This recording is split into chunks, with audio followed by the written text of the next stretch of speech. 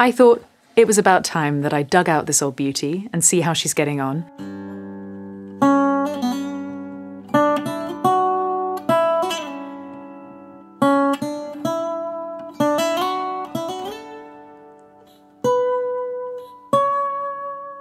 Some of you might recognise this. It's my Epiphone Olympic Sunburst that I bought a few years ago in the depths of lockdown in the UK.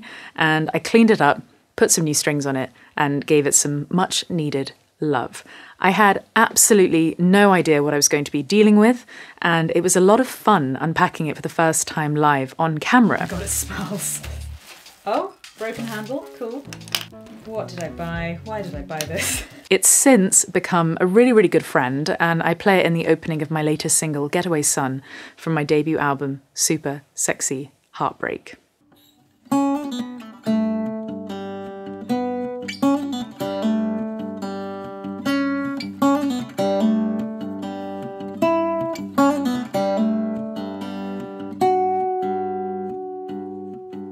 I love imagining who might have played it and where it's been over the last 8 decades, and I feel less like its owner and much more like its latest custodian. And I was originally told it was from 1936, but thanks to the guitar detectives in the comments, we actually discovered it's from 1937. The following information is from my Grun's Guide to Vintage Guitars, aka the Bible, and according to the Grun's Guide, the serial number 11717 denotes it being the 717th guitar made in 1937, suggesting late 1937. The master-built Olympic model is consistent with the serial number. Let's take a look at the specs.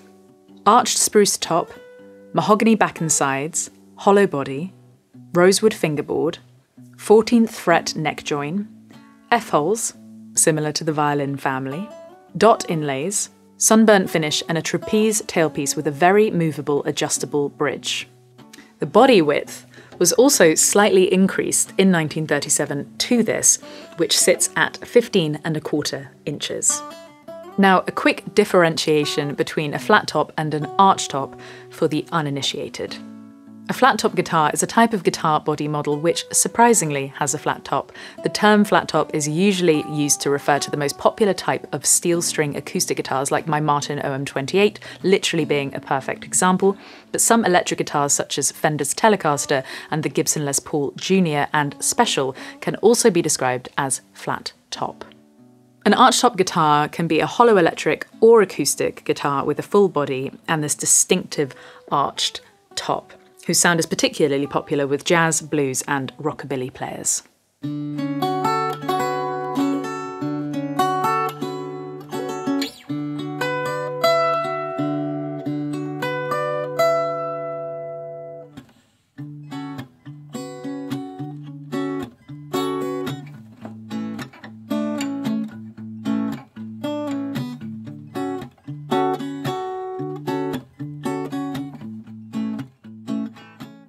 Why play an archtop? Well, they have a distinctive sound that can cut through a mix. So in this day and age, although a flat top is a must for any guitar player, having something like this can give you a totally different vibe. And that's why I used it in the opening of Getaway Sun. It just has a unique sound that we just aren't used to as much anymore.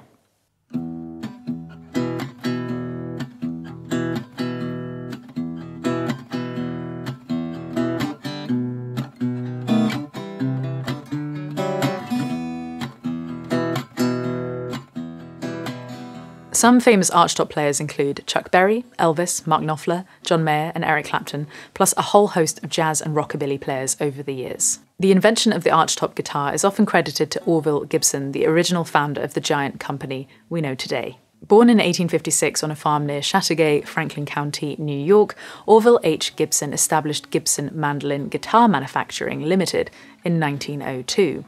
Then working alone from his home in Michigan, he pioneered an entirely new shape of mandolin and guitar by taking the carved top design of a cello and applying it to the top, back and sides of a guitar. Gibson created the very first carved top guitar, which he christened the Archtop. He wasn't the first to apply violin design principles to the guitar, but his work is certainly the most influential.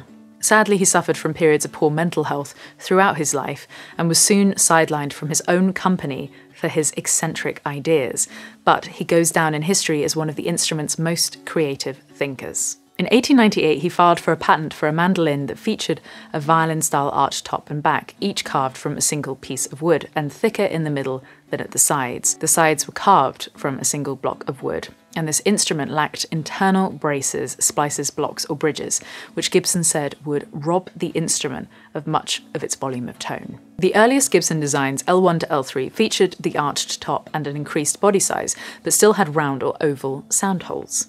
Gibson's ES-150 is generally recognised as the world's first commercially successful Spanish-style electric guitar, and in 1955 Gibson unveiled its thin-line models with reduced body depth.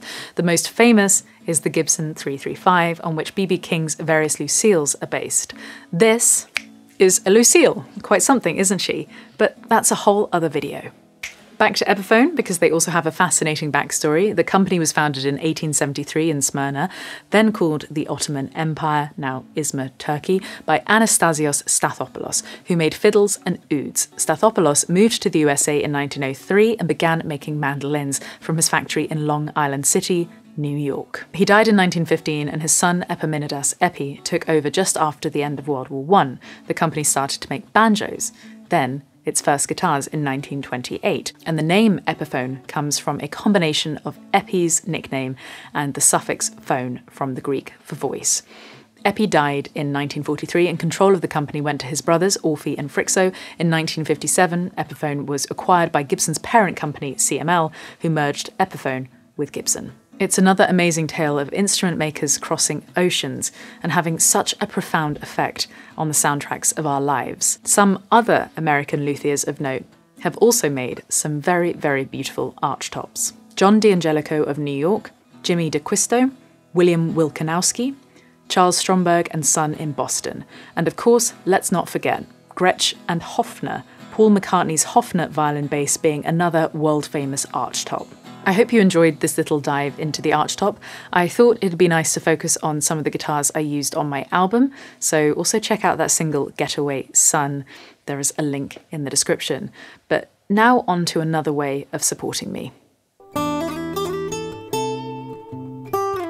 Now, I know my guitar playing is an acquired taste, but if you like my fingerstyle technique and want to learn my original songs, then check out my guitar course, Fingerstyle Guitar, Mary's Method. First 1,000 people to sign up using the link below get a 50% discount, so check it out. If you're not subscribed, please consider doing so, and if you're an Archtop player, make yourself known in the comments. I'd love to hear what you've got, and as always, I'll be seeing you here really very soon.